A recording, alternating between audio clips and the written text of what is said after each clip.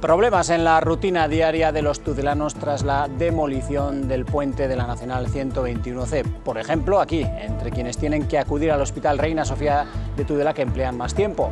Lo mismo pasa entre los usuarios del Instituto Valle del Ebro.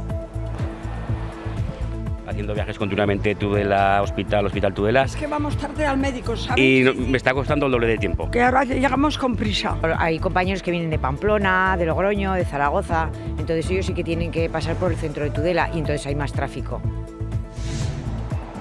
Tráfico que ya fluye sin problemas en la autovía del Ebro.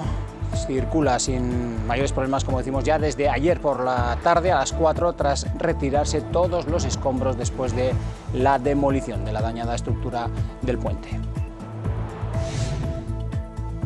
Y en Pamplona lo que se mira es a esta pasarela instalada en la legislatura pasada y que mantiene enfrentados al gobierno municipal, que quiere derruirla, y a la oposición de UPN, que opta por rehabilitarla. Debate abierto también en la calle.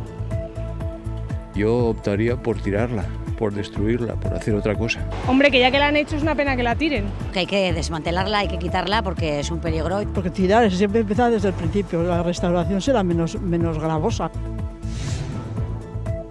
Y nueva polémica que salpica al Departamento de Educación tras una encuesta a escolares de 9 años a quienes se les pide que identifiquen su sexo. El departamento dice que se adapta a los nuevos tiempos y la oposición de UPN y PP pide explicaciones. La gente normal en Navarra no entiende que a un niño de 9 años le pregunten lo que le están preguntando, no lo entiende y no lo comparte. Otras opciones que me explicarán cuáles son. Hoy se lo voy a preguntar a la consejera Solana: perro, gato, ornitorrinco, pez. Que se lo expliquen a ese porcentaje de sociedad, que puede ser intersexual, que se lo expliquen por qué le llaman ornitorrinco.